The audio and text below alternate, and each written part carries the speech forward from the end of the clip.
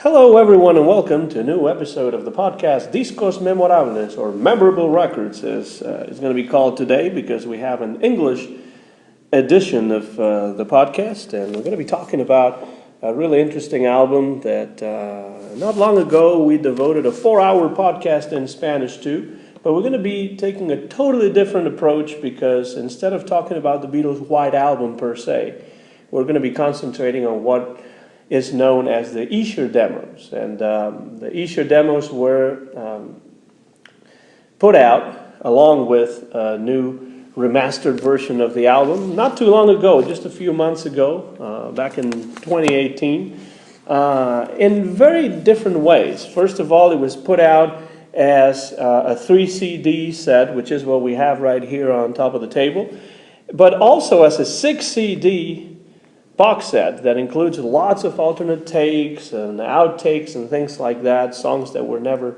published before from the White Album sessions. So there is a lot to talk about, and it's going to be interesting today because we're going to be concentrating specifically on those Essure demos that were recorded at George Harrison's place right after the Beatles came back from their Indian trip when they took him to Rishikesh in India to partake of the Maharishi Mahesh Yogi experience, so to speak. And for this, we have a special guest that has been on the show several times already, and I think this might have been the third time. And we're doing one that I know is really close to your heart. You really like this album. It's my friend and colleague, Dan Nappo. Dan, how are you doing this afternoon? I'm doing great, thank you. It's a pleasure to be here and talking about this album with you. Well, my name is Anton Garcia-Fernandez. I don't think I've said it, and we're recording live in Martin in the state of Tennessee here in the United States of America, and coming your way over the Anton GF YouTube channel. And so we have this album that, you know, if not the best Beatles album, it's hard to tell sometimes which one it is. For me, it changes almost weekly, which one I think is the best. And, this is not our interest here to talk about which one is the best. But how different we perceive this album now that we know and we have heard these demos. But before we talk about that, Dan, what does this album mean to you? Why is this album a memorable album to you? Well, it's a memorable album to me because I think I used to listen to it and look at the accompanying poster and the different photographs of the Beatles. My favorite photographs of the Beatles by far, especially the photos of John and George. I remember growing up, of course I was around when this album came out. I wasn't aware of it. I was way too little, but in the early 70s, mid-70s, I used to hear this album quite a bit. And it's probably the Beatle album that I've heard the most out of all of them. It's been a real pleasure to get this CD with the Essure demos because I could look at the the smaller version of the poster and the smaller version of the photos of the Beatles, and it really brought back some memories. If the music hadn't done so already, so it's a very special album to me. May not be my favorite Beatle album, but it's so big and it's so compelling that you can never get tired of listening to it. I remember listening to this album, a long time ago, and the first time I heard it, I thought, this sounds like a different Beatles album, really, because I was used to listening to some of the earlier albums first. I got to the Beatles from the rocking, early rocking side. I really loved those early albums, when I was 10, 11, 12, and, I would listen to that. Once you hit the Revolver, Sgt. Pepper, Magical Mystery Tour, White Album, it's a different sound, really. Mm-hmm. But even within that era, it sounds to me like the White Album sounds different from what the Beatles had done up to that point. Would you agree with that, or you don't see it that way? Oh, I agree quite a bit with that. I think it, especially when you listen to the Essure demos, it's almost a return to basics in some ways, that they had taken the, studio production as far as they possibly could, not only with Pepper, but also with the sort of more product-oriented Magical Mystery Tour and their singles, of course, of that period. And they just got back to playing acoustic guitars and singing and relying on their own innate talents rather than anything George Martin was putting into the album. That's why I really love the Essure Demos in particular, because I think I've heard a lot of people say that George Martin was the fifth Beatle, and undoubtedly he was a very important influence on the boys, but here you get to hear the Beatles and appreciate their talents as musicians and songwriters and singers. So without George Martin, and even George Martin's role in the final product of the White Album was somewhat reduced. So I think it's becoming clearer and clearer as one gets into the White Album that the Beatles were a great band because they were able to put their good qualities together, and so the finished product was bigger than the sum of the parts, or as sometimes it has been described. But I think one thing that one can see when it comes to this album is that the Beatles, especially John Lennon and Paul McCartney, who had worked together so closely in the earlier years, now actually come into their own as producers of their own songs, in the way that they write songs separately from each other. Maybe they take an idea here or there from each other, but it's mostly, if you think of a song like Julia, that's mostly a John Lennon song. I mean, I don't think that Paul had much of an input in there. So I feel like one of the reasons why this album is different is that the method of composition has changed a little bit. In that John Lennon writes his tunes in India, Paul McCartney writes his own tunes, George Harrison writes a few. He doesn't actually write a lot of tunes. We will get into that in a little bit. But I think that has a lot to do, I suppose, with the fact that Brian Epstein had passed away not long before. They had their first, so to speak, failure with that Magical Mystery Tour TV movie that was not a big hit in the least. And then, they discover this meditation, transcendental meditation experience, and they go all the way to India, not on their own, but, with their families and with friends, and, and then they find, I suppose, in India, a good context for actually working and exactly taking it back to the basics. That's what I don't know if this is the way it happened or not, but that's the way it comes across to me when I listen to the album, and particularly when I listen to the demos. yes, I think you're absolutely right. It was a way sort of for them to go, just have a minimum of what they needed: their guitars, probably notebooks to write lyrics, and their voices. And it's interesting to see which of the Beatles prospered the most in this sort of stripped down situation that they were in. The 27 demos and the Essure Demos, John has 15, Paul has like 7, and George only has 5. Of course, George said he wasn't there to write songs, he was there to meditate. But what I find interesting is the sort of material that they come up with. Of course, George got really introspective. His songs are all of a philosophical bent. Paul just became really eclectic and started sort of sampling different sorts of musical genres, whether it's the old, like in Honey Pile, an old tune from the 1920s or 30s, or trying to do something kind of country western with like Rocky Raccoon, or something more folk like Blackbird. Then John, who I've always thought Paul to me is the best musician and singer of the Beatles. I know a lot of people disagree with me, but I think John had the best ear for melody. And I think his songs have these really beautiful, unusual melodies, except the ones where he sort of does blues riffs, like Your Blues and Revolution. Lots of changes of tempo. Melodies that just kind of linger and develop, unfold in some ways. And so they all went in their different directions. George became more introverted, produced fewer songs. Paul started sampling a lot of different things, let his talents run free. And John, I think, just sort of came up with melodies and ran with them. In fact, the more I listen to it, I think that a lot of the songs I never considered before as being related to one another or similar to each other I think almost John came up with, Dear Prudence and Julia, they sound a lot like the same song in the Esher Demos. I think in that case, I think you really have a point about that, and I think it also has a lot to do with the fact that he was using this newly learned finger picking style. That, Yes, that apparently Donovan, the arpeggio sort of style. the British singer and songwriter, sort of like the British answer to Bob Dylan, as they used to call him back then. But he's a lot more interesting of a musician and a songwriter than sometimes he gets credit for. And I love Donovan. he is the one that taught the Beatles how to do that finger picking sort of style that sometimes is related to folk music and country music, Merle Travis and people like that.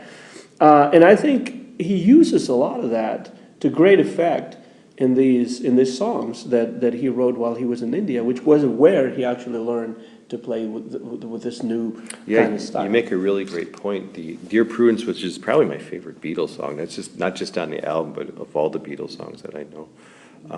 And also Julia, they both have this sort of persistent little, guitar picking arpeggio sort of riff in it. Paul, not so much. I guess the centerpiece of his guitar work like that would be Blackbird, but if you listen closely to the Essure demo, he's really playing chords most of the time.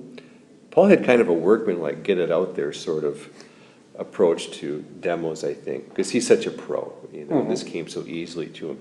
John's, I'm just amazed at what a finished product his demos are on this album. I think it's interesting also that you mentioned... Well, speaking of influences, not just Donovan, but also everybody's, well, not everybody's, but one of the most disliked figures in rock, Mike Love, was also there. Yes, exactly. And what do you hear back in the USSR?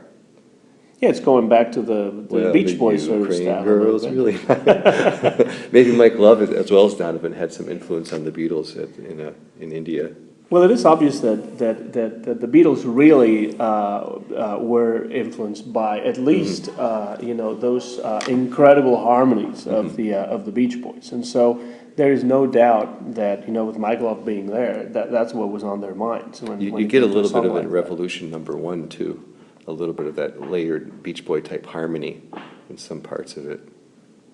But I think, one thing that you said that's important about John and the way we sometimes understand him is that most people would think that Paul McCartney was the one that really had the gift for melody and not necessarily John. John sometimes is seen as the most visceral and, the fellow that just wants to rock it out, But actually, I think Paul has a better rocking voice. I do too. Than John Lennon. And John Lennon can write songs like Julia, which are just prodigiously beautiful, And of course, Paul can do it as well. But John hardly ever gets that, that accolade, And I think in the demos, it becomes clear that John Lennon was the one that actually was, let's say, the most inspired when it comes to writing in India. Maybe it had to do with He benefited the most. with the problems, personal problems that he was having, with starting his relationship with Yoko while he was still married to Cynthia Lennon. And I just think, it was a moment in his life and his career that he was just really prolific for a reason. And again, the context of being in India in such a supposedly idyllic place as they were in, which turned out not to be as as good as one might have thought originally. Ringo was the first to leave. Yes, then and Paul. I don't think Ringo possibly even wanted to go. He said he didn't like the food. I would understand that, perhaps. But what's interesting is that when they came back, that's when they started working on this album, which would later be simply called The Beatles, and we now know as the White Album because of its white cover that only has the name of the band embossed on there. And what they did was, and this is how the Essure Demos actually came to be, is that they got together at George's home, which was called, I think, Kinfauns, somewhere in Esher, which is a part of the United Kingdom. And they just recorded, apparently, most of the demos there. I read somewhere that some of the researchers that have been working on this say that some of the demos may not have actually been recorded in Esher, but that's not completely clear. And George had something of a small bit of recording equipment. Yes, there it was not just a microphone, John, and a guitar. No, it was a little bit more involved than that. But that's what they did. They just got together there and they started just laying down the songs. And I'll tell you, Dan, I actually knew these from before. They were released now. They're almost new to me. I never heard them before. They were released on several different bootlegs over the years. And I remember having a couple of CDs called Off-White. And they included some of these. They didn't include all of them, but some of them, not with the stellar sound quality that we get now.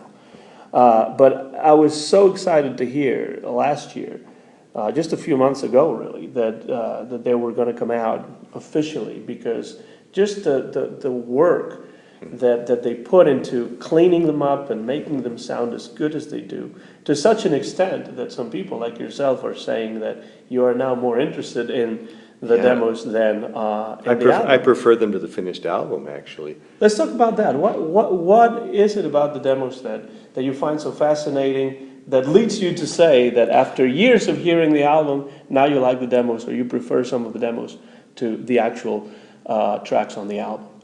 Well, I love all the Beatles. Without having ever met a single one of them, they're the kind of guys I would have liked to have met personally and hung out with.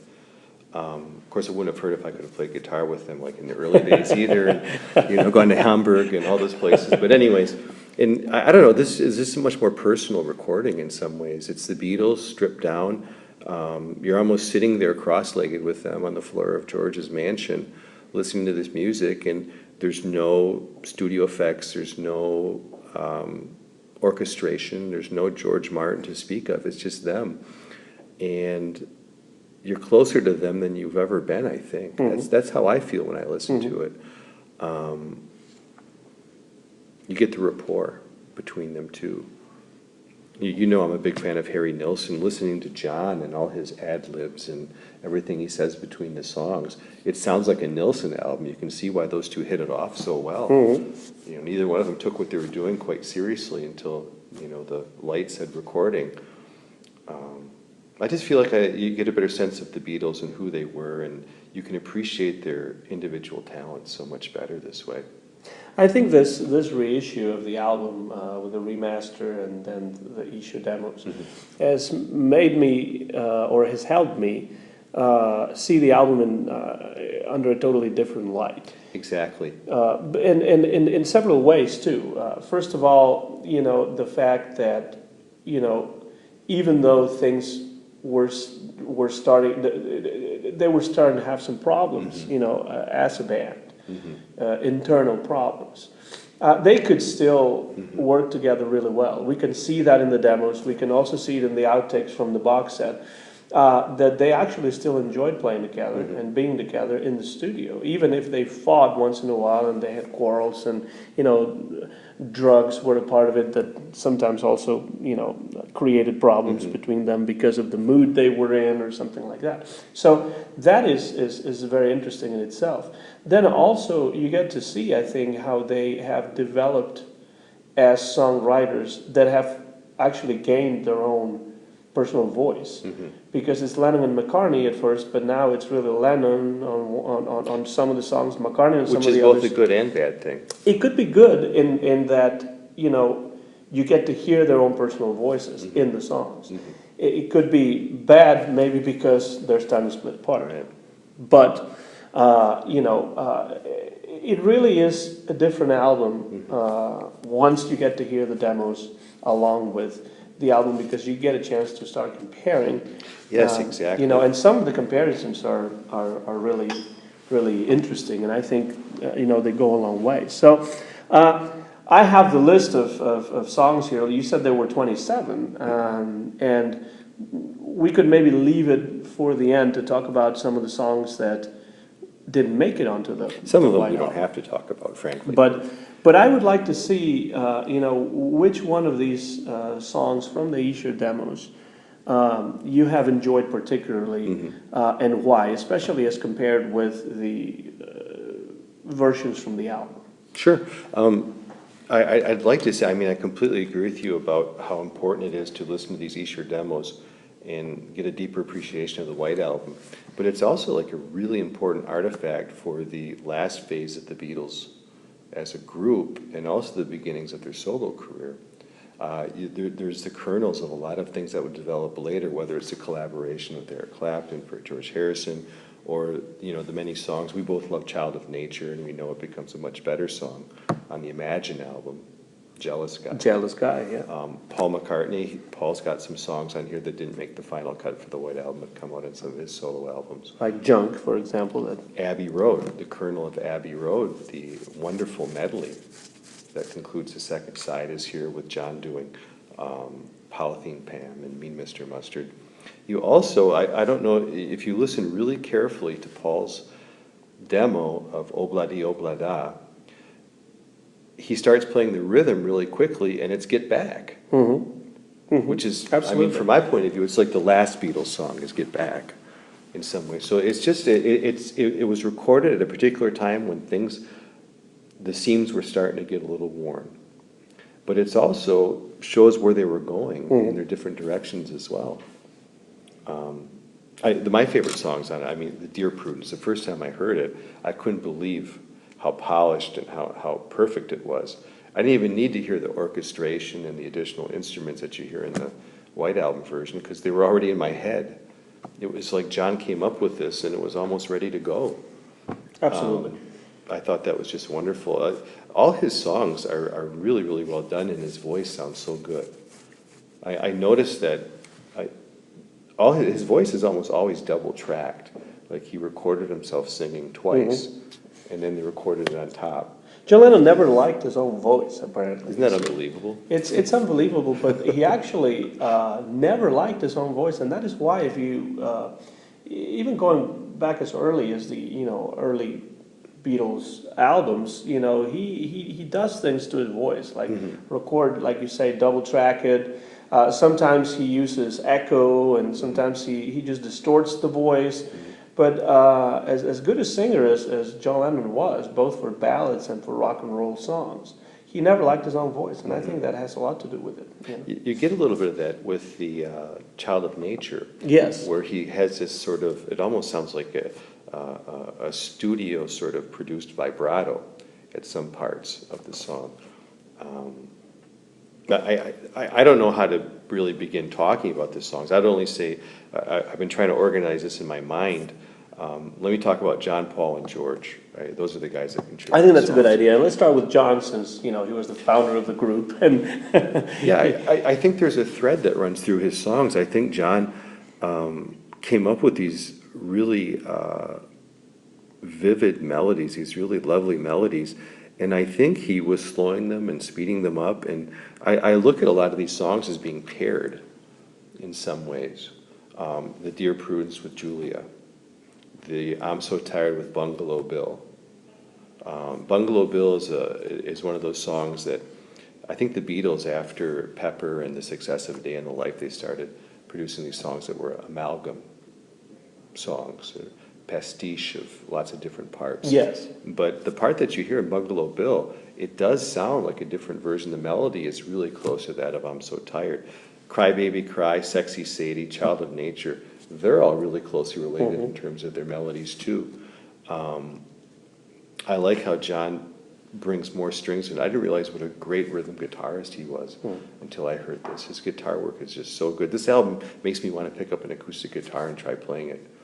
well, in reality, he spent most of his time with the Beatles playing rhythm guitar. Of course, in those early years, it became clear that George Harrison was a much better solo guitarist than John was. John's always been the musician nobody talks about in the Beatles, though. Everybody understood George was the most accomplished guitarist.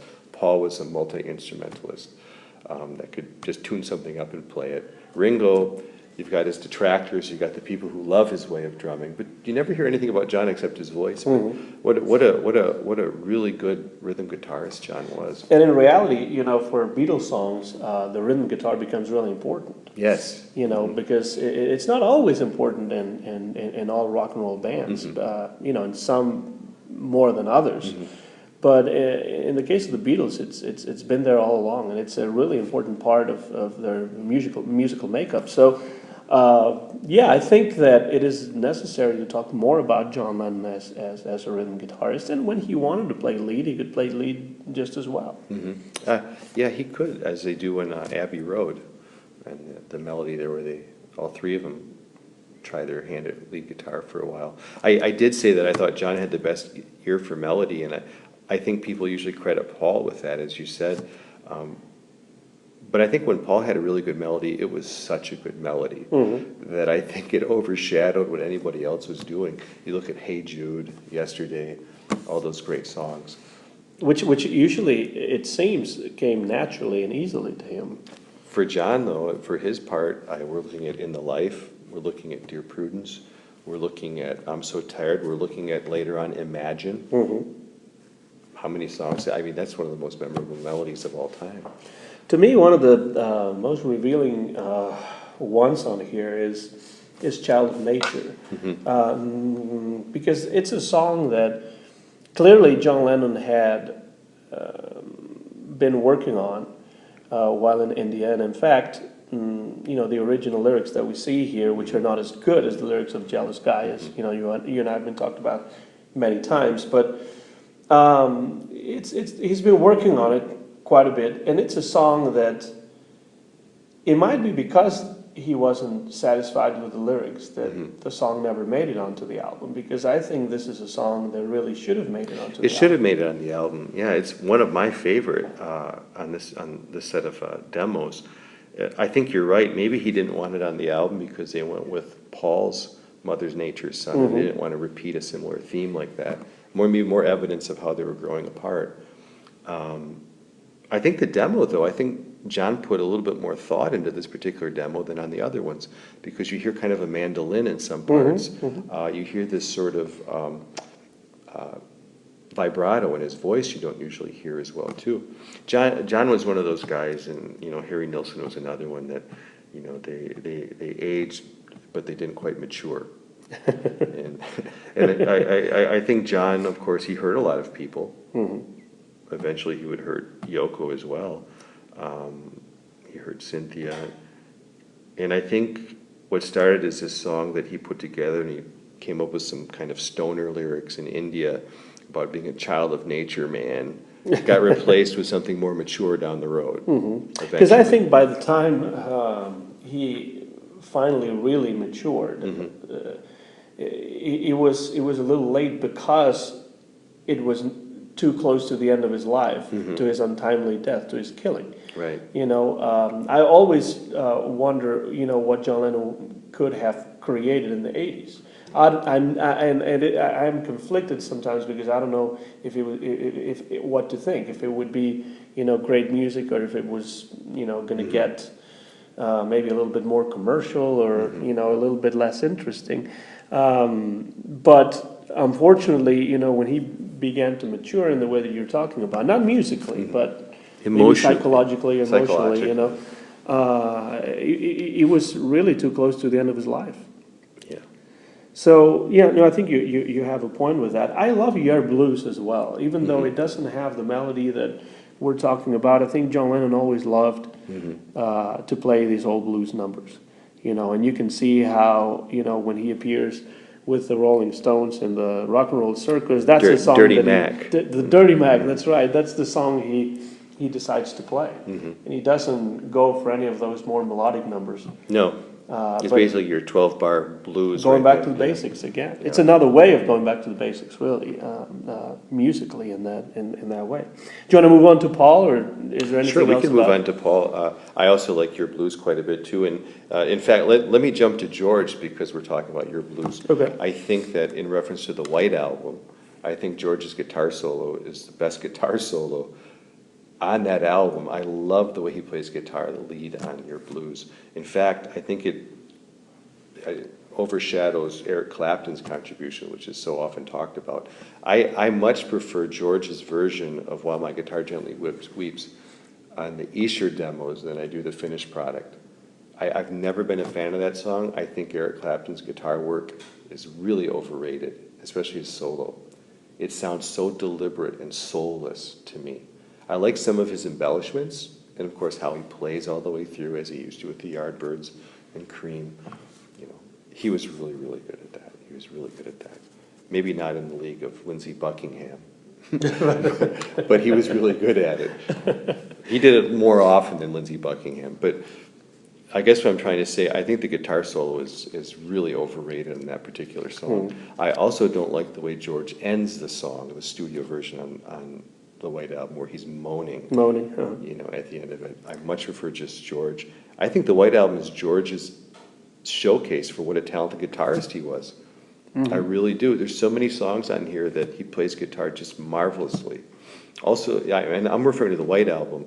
In terms of the Essure Demos, ironically, I think his best songs are the ones that didn't make the cut. I really like Not Guilty. I really like Sour Milk Sea.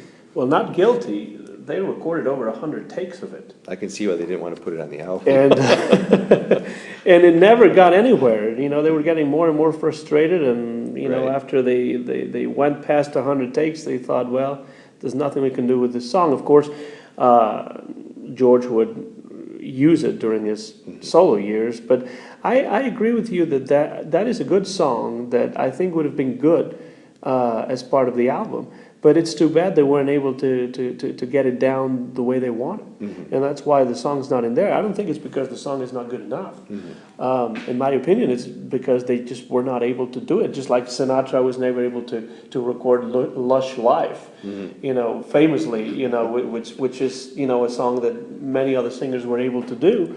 And Sinatra was never able to wrap his vocal cords around it, and he tried to, and he was so frustrated that, you know, he just quit and didn't do it. You know, I think this happened with Not Guilty, and that, you know, it's a song that would have been good, but they just didn't get it right. They just didn't get it right. But it's a good song, and I think that the other one, Circles, is a song that he would also use during his solo career. So these are songs that stayed with him, and he used them at a later time. Yes, absolutely. I think Piggy sounds pretty good. The demo of it's really good, and it's also one of his better songs on the White Album. Another one of George's sort of subtle protest songs along the line of Taxman. But again, I don't think his best songs made the cut on the White Album. I think if they would have been able to pull off some good studio versions with George Martin's help of Not Guilty and Sour Milk Sea, I think it would have been. There's no Savoy Truffle, for example, among the Essure Demos. Long, Long, Long was apparently produced in the studio too for the White Album. Sour Milk Sea was given to Jackie Lomax, who was a singer that recorded for Apple, and I think that... Did he have a hit with it? I don't think he had a hit per se, but it was on his first album that was produced by George, and he actually does a pretty good version of it. But that was it. You know, Sour Milk Sea, if known at all by Beatles fans, as a song that the Beatles gave to somebody else. There were many of those, and that one was one of them. But going back to While My Guitar Gently Weeps, I think that song, I've always really liked that song for some reason. You know, it might have been the melody, it might have been Ringo's drumming. It has a real epic quality. Yes, and it one of the greatest songs of the 60s. But for the longest time, I was only aware of the electric version, you know, with, of course, you know, Eric Clapton, as you said. And then when I heard this version originally on one of those bootlegs, I thought, wow, this really works really well as an acoustic song. And then on Anthology number 3, I think, I don't know if it's 2 or 3, but one of those issues of the anthology, there is actually an acoustic version of it that George Harrison recorded in the studio. which is a lot closer, of course, to the Essure demo. That sounds like the best of both worlds. Yes, because that was pre Eric Clapton, and so I don't know if George was maybe toying with the idea of doing it just acoustically, but in the end he wanted something different, and that's when he invited his friend Eric Clapton to play on the session, and Clapton wasn't too sure. Because he thought, nobody plays with the Beatles. Yeah, who could blame him, really? But, of course, he's a great guitar player. But I think that criticism that you levy against him, I have that criticism about him in many cases, not just here. But let's not get into that because I know some of the listeners We'll talk might about be the mad at Layla me. album some other time. No, I think that I like it as a demo. I think George clearly put a lot of work into it. But I encourage anybody listening to us, listen to it on the White Album and listen to that guitar solo, and it just seems really just very determined, just very sort of deliberate, really uninspired in some Like ways. if it were scripted, which it was not, Yeah, though. it just sounds kind of mechanical to me. Whereas you listen to other instances of George's guitar, not Eric Clapton, but George's lead guitar, throughout the White Album, it's really lively, it's spontaneous, it's unpredictable. It's got a great fiery tone, like in your blues. Oh, yeah. And if you think of songs like Helter Skelter, or, Exactly. Bottom line, the Beatles didn't need Eric Clapton's help on this album, period. No, I've always thought that the Beatles never needed anybody's help, really, as a band. I think they really knew each other really well, and they knew what they wanted, and they didn't need anybody from the outside to actually play with them permanently. Of course, they would invite people to play with them, and studio musicians that helped them out, of course, as anybody would. And then sometimes when you think of the Let It Be sessions, which we will be talking about fairly soon, because it's the 50th anniversary of them coming up, right? Or just now as we're speaking. But when they include an organ in those sessions, and Billy Preston is a great organist, I think that adds to the sound of the Beatles in those sessions. But if it weren't there, I don't think it wouldn't have been a great loss. Missed, Yeah, right? it wouldn't have been a great loss. So moving on to Paul McCartney, maybe, since we've talked a little bit about John, we've talked a little bit about George, and of course Paul also made his own important contribution to this album. He sure did. I think I always sort of dismissed Paul's contribution to this album. I've always thought this was really John's album, and to a lesser extent, George's. But actually, I think the songs that Paul did, he put a lot of effort into these songs, and he tried to really, I think he did his homework on a lot of them. And I admire the fact I listened to the White Album version of Rocky Raccoon, which had never been one of my favorite songs. But here's this guy, here's this young man from Liverpool trying to sing in an American idiom. At least in the beginning, he doesn't do it throughout the whole thing. And I think that's a good thing. Yeah, I give him a lot of credit. He doesn't get it all right. I mean, anybody who knows like American westerns or country western music knows nobody's equipped with a gun. Who says that? But I give him a lot of credit for trying, and I like Blackbird too. I think it's a really beautiful melody, and I love the way he plays guitar. It almost makes you jealous that somebody like Paul McCartney could do so many different things. He picks up a bass. He's a revolutionary bass player. He can play piano so well and sing so well. He can drum. He can drum, he can do anything. And then he gets an acoustic guitar and he plays this, so lovely. Although, as I said, in the Essure Demos, he's playing more chords than anything else. He's got some runs between the chords. But the melody's there, and it's a very charming song. Of course, it also has its civil rights connotations. He was thinking about that as well. Very but really subtle, yeah. That's what I was going to say, that he doesn't do it in your face. He does it in a witty way, and he does it in such a way that he's not preaching to you, which he could have. He could have. But he didn't do it. Yeah, he stays in his lane. I mean, he's not that kind of songwriter. maybe John was more that kind of songwriter. But He, yeah, he turned out to be really in the in the 1970s. That's for sure. I think Paul could always point to Blackbird and say that while people might have said I'm the one who was behind Pepper and wanted to add this and that and get the orchestra and everything involved in it, well, here's just Paul on guitar and whistling. And that's I think, the simplicity of it is what I really appreciate. Because if you think about the way Paul's career went after, the Beatles split up, you don't find a lot of simple stuff like that. No. Especially, after the mid-70s. It all becomes this big production, and showing off, how good he was as a musician and as a composer and as an arranger, which he was. Oh, yeah. But sometimes one kind of longs for, that simplicity of things like Blackbird and Absolutely. stuff like Yesterday or.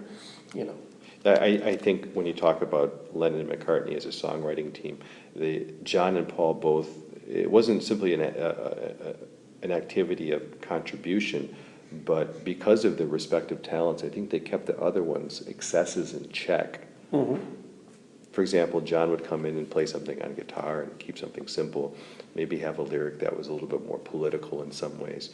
Paul would want to do something that's a little bit more melodic, something with a little more orchestration, a little bit more production. But when they split up, then you see them start coming into their own, for better or for worse. And that's when you see that John Lennon really gets overly political and very much he becomes very much of a hands-on activist, which had the Beatles stayed together, he might not have done it that way. He was the more spontaneous, the more impulsive personality, I think. I mean, look at the cover of Two Virgins. I mean, there you have it. Didn't they record that the first night they That's right. Yeah, spent the night together? That's John right. and Yoko. Yeah, that's how I think it was done, and that I would say as an aside that I have hated that album more than I do now. I listen to it now and I can appreciate a certain something there that I never knew was there. It's not a good album, I definitely don't recommend that you begin listening to John Lennon's solo career. Start with the playing Plastic that Ono album. Band. Start with that. Absolutely. But, it's John the experimentalist, and he always liked to experiment. But Paul liked to experiment as well in his own way, And I think he does it on this album, like you said, by trying to delve into as many different musical styles as it was possible for him to do so. And he's come up with really, really good songs, and even some like Junk, that is just a little bit of an embryo of a song at this point. But it is a very beautiful melody again, and it has this wistful quality to some of Paul's writing that I wish he would explore some more. Because Junk is basically about that, about junk, about, things that make him think about a prior time when, he was happy with a certain love that he had, and that sort of thing. I like that kind of approach that Paul has sometimes. I'm sorry he didn't have it more often. Do you like Obladi Oblada? I think so. Obladi Oblada to me is his sort of tribute to Jamaican music.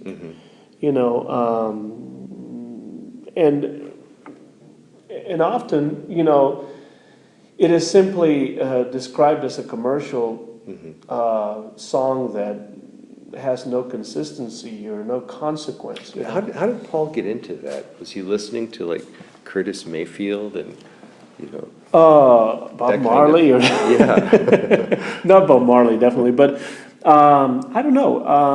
It's what's interesting about it is that Paul McCartney had this wide ear for music, and he was able to take influences of different kinds and just kind of sieve them into, his own musical understanding, and Obladi Oblada, became actually a pretty big-sized hit for the Beatles. If I'm not mistaken, it's on the Blue compilation. it is.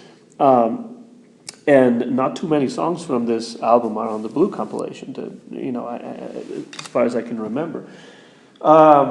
I think it's a very charming song, and I think it's particularly charming as the demo. Because what he's doing there is he's actually even trying to sound like the character is Jamaican or from the West Indies, So he really he goes as far as doing that even. So. Could we call it another Beatle first then, the first instance of recorded ska? Well, I wouldn't go as far. By a British band or pop music?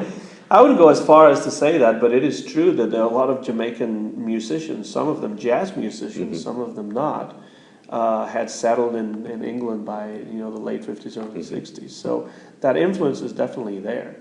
There was a lot of musical influence between the West Indies and England in the field of jazz, for example. So I'm thinking of artists like Wilton Gaynaire. Was a great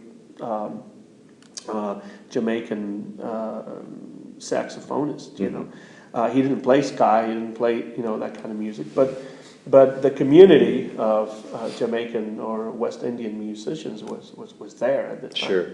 So I've always thought that was a good, fun song, and I think the Beatles have a good time as they record it, and I think they're also having a good time when they're doing the demo at Esher. So. Where do you think Paul's Helter Skelter came from? Because I don't think that's actually one that's a demo here. They must have with that in the studio. I think he developed that later. The idea was to try to do as heavy sounding a rock song as possible. Why Don't We Do It in the Road is another one. I think that was one that was also developed in the studio. So he didn't really have that song ready, or he hadn't come up with the idea for that song by the time they came back from India. So I think what's interesting is that these Essure Demos really are a snapshot of what the Beatles were doing while they were in India. Yes. I don't know that they recorded anything while they were there, that they made any sort of demos while they were there or not. Maybe they did, but I've never heard them. Maybe on like a portable. Like on a portable recorder, but as soon as they came back, that's the first thing they did. They got together and they laid down those tracks, and that was really the genesis. That was the beginning of that. Your comment is right on the mark. You could even make that say that their stay in India was sort of the nucleus of everything that they would do. Because Ringo wasn't there very long at all, and he did nothing for the White Album, basically. They gave him some songs to do on the White Album. Yes, the only one that he wrote was Don't Pass Me By, which is not on the demos, I don't think. And that was basically Ringo doing country. I know he's playing percussion on some different things on the demos, but you only hear his voice on, I guess, Bungalow Bill. Yeah, a little bit in there. You can hear baritone-like voice in the background. Yeah, Ringo always had the problem that the Beatles did not like what he wrote, not because it was bad, but because it sounded like something else. With Don't Pass Me By, it's the first time, perhaps, where he actually can come up with something that sounds different enough that they said, oh, let's cut this, Yeah. And it actually has a very lively country feel to the song, which is what Ringo really liked. There's no doubt that Ringo was a huge fan of classic country music, American country music, things like, especially, Buck Owens and that Bakersfield style. And in fact, he came to Nashville in his early solo years to record a whole album in the Music City, which was called Bocusa Blues. And it was a stone country album, So, you're right. He didn't really do much while in India except complain about the food. And with the friends he had, he didn't have to do that. And that's absolutely true. But, I think as a drummer, Ringo has evolved a great deal by the time the White Album was recorded. It is true that Paul would, sometimes record the drums himself. But I actually think that Ringo's contributions as a drummer to the album are important. Think about Helter Skelter, for example. Think, even about the electric version of While My Guitar Gently Weeps.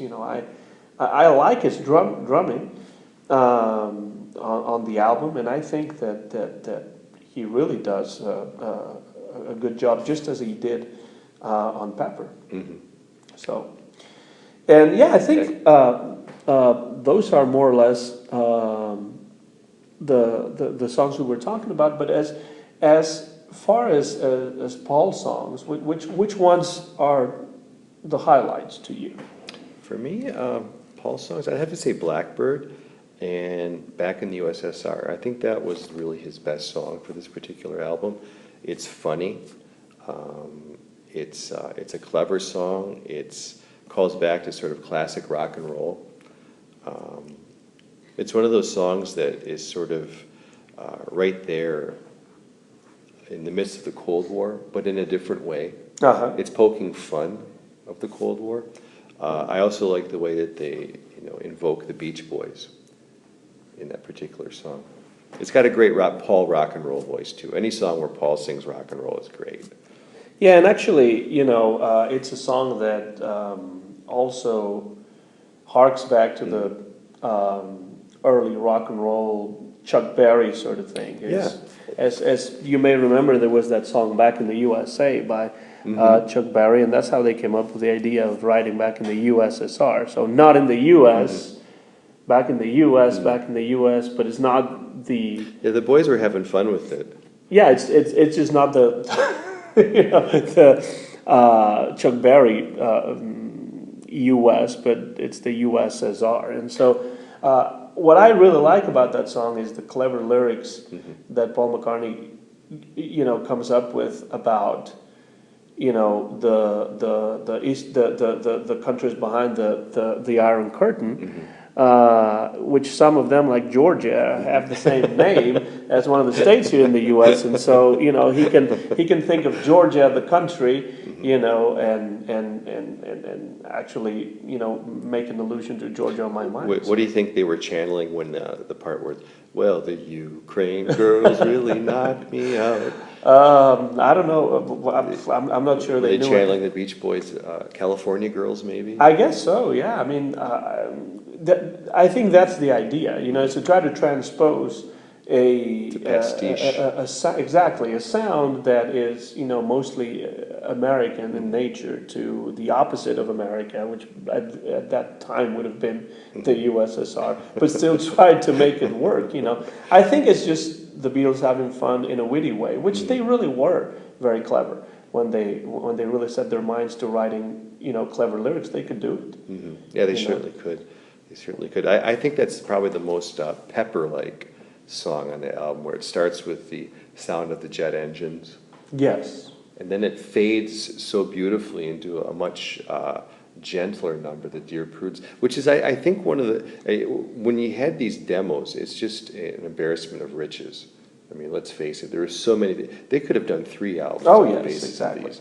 They could have. So the question became, how do you make this into a polished studio album? And to me, I try to list the sequencing is important. They had to think about what songs they wanted to put. Well, apparently John and Paul did the sequencing themselves. They did a wonderful job. It's one of the best accomplishments of this particular album. I like how they balance the songs that are really hard, like Helter Skelter, songs that are kind of grating in some ways, with something that's a lot gentler, a lot more thoughtful.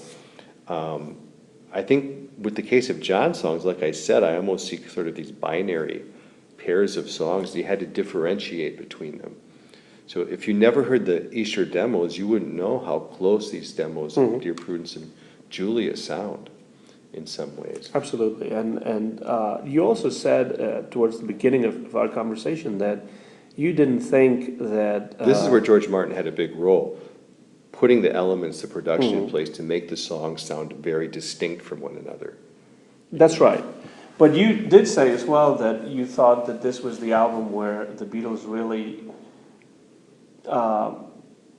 come into their own as producers of their own material without needing the constant, 24/7 help of George Martin. Right. So, do you think that this is something that is specific of this album, or do you think this kept happening after this album? I think this is something specific of this album, actually. I think they collaborated extremely well with George Martin on Abbey Road. In some ways, their most coherent, airtight studio album. There's not a sour note on that, and it all works together really well. In spite of the incredibly distinctive songs that you have on that particular album. And of course, he worked productively with Phil Spector later on. Yes. I think they could listen to producers in spite of the fact that they themselves are really good producers. Paul, of course, is a fantastic. John is a very underrated producer as well. You and I both love the album he did with Harry Nilsson. Pussycats. Pussycats. Yeah. You thought that was really well produced. But it brings me to a point about the White Album that I've never understood. We did that exercise a couple of years ago where we tried to come up with our 14 favorite songs and cut away the filler. Why is there so much filler on this particular album? Why did they have to resort to 2 versions of Revolution? As much as I like Revolution #1, there was no need for it. It's just a slowed down, tempo of Revolution. Yeah, Revolution was a song where John Lennon was really doubtful about what to To say do with it. nothing of Revolution #9. Like that's almost one half of one side of what was the LP. So is Revolution #9 one song that you skip every time? I skip it. Yeah, I don't include it. I don't see any reason. Yeah, I think this is an exercise that has been done many times. Like, what songs could we take to make this double album a single album? And it's a worthwhile exercise. But I think one has to understand that albums are what they are, and not what we wish they had been, right? And so the Beatles had an idea of what they wanted to do with this, and I think what you said about the sequencing really proves that. I think that in their minds, somehow, as foggy as maybe they would have been at some points during these sessions, this made sense to them. And I think as listeners, we have to try and make sense of it ourselves. Instead of thinking, let's get rid of this or let's get rid of that. Now, if you skip a song or two here or there, I think that's fine. I don't really have a problem with that. I do it myself. But I think that as an album, they knew why they were doing it the way they were doing it. And it actually turns out quite well. Well, you if can't think imagine about the it. White Album without Revolution #9 anymore. Yeah, I mean, you may skip it, but Yeah. imagining it without the song would be hard for me to do. Do you think that it was produced, they came up with Revolution #9 out of the studio as a way to fill out the rest of this double album? Or do you think that maybe they had been listening to sort of more atonal bands like Frank Zappa, the Mothers, and all these other groups? And I think it was John Lennon trying to experiment, and I think it's also it actually speaks a lot about the importance that Yoko had for him, because she was really pushing him to that sort of experimentation. If you think about Two Virgins, that's the same thing, really, or similar to Revolution 9. I don't think it's as good as Revolution 9. Maybe because it's longer, and Right. Revolution 9 actually is something that John Lennon insisted that it be included. oh, see, I didn't know that. The other Beatles could not refuse, really, because and I think in a way I'm happy that they didn't refuse, because even though I won't say I play it every time I listen to the album. I do listen to it going through your head. once in a while. Yeah, I can't hum it, except for that number nine part. But I think overall the album is really good the way it is. There are songs that I like more. There are songs that I like less. But I think the Essure Demos make you understand the album a whole lot better, and that's what I would end on. That's the kind of note I would like to end on, is to think that I think the Essure Demos, to me, make me understand a lot better where the Beatles were coming from. Exactly. As they created this album. As a way to kind of wrap up, our conversation, Dan, you were actually the one that suggested that we talk about the Essure Demos. I'd been hounding you to do a podcast like this for a while, and we were thinking about different ideas, and you mentioned the Essure Demos. What is it about, to finish, the Essure Demos that fascinates you so much, and why would you recommend that the listeners actually take the time and pay the money to acquire this album and listen to the Essure Demos? Well, the Beatles were around, of course, and still playing when I was very little, and I grew up listening to their music. But a lot of the things that were released and came out, whether it was that series of albums of, I forget what they're called now, but it's had some stuff from the vaults. It just didn't really add anything, but this to me really added something. And as we've said, listening to these demos makes you appreciate not just the White Album more, it makes you appreciate all the Beatles, both as people, as musicians, as personalities in that period of time. It's a really important artifact of that particular time, the spring and summer of 1968. And you can see sort of a great work as it's being put together. You get the bare bones here, and they're beautiful bare bones. Even look at something like the lyrics. I mean, some of the most memorable lyrics of the White Album, whether it's, from Revolution, if you go carrying pictures of Chairman Mao, you're not going to make it with anyone anyhow. That's not on the demos.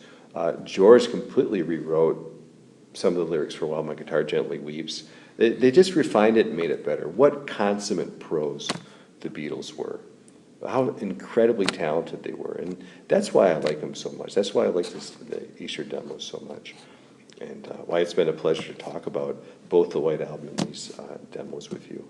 And I think those two are really intricately related, because there's no way, now that we know the Essure Demos, to listen to the White Album without having them on the back of our minds.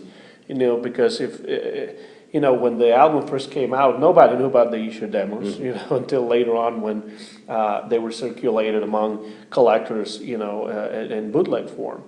But now that we know them and we have them with such good sound too, they add so much more to our understanding of the songs. And I would even say of the songs that made it to the album, the songs that didn't make it to the album, and also the songs that are not on the demos, but that the Beatles created right away after the demos.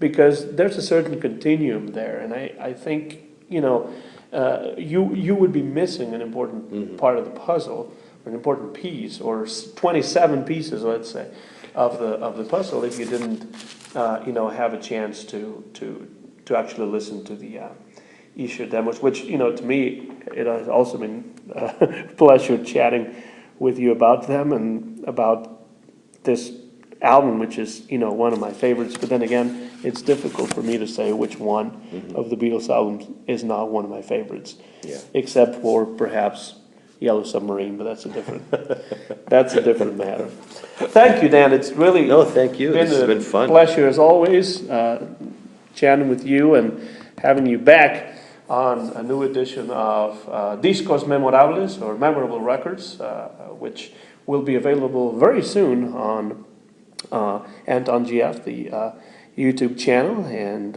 if you have any questions or any comments, you can always leave comments right underneath the video, which we recorded live in Martin, Tennessee, in the United States of America, in the month of February, year 2019. Thank you, Dan. I appreciate it. And let's do it again soon. We got to do it again soon. Yes, absolutely. And to everybody out there, thanks for listening. Keep listening to the Beatles and great music, memorable records, and so long for now.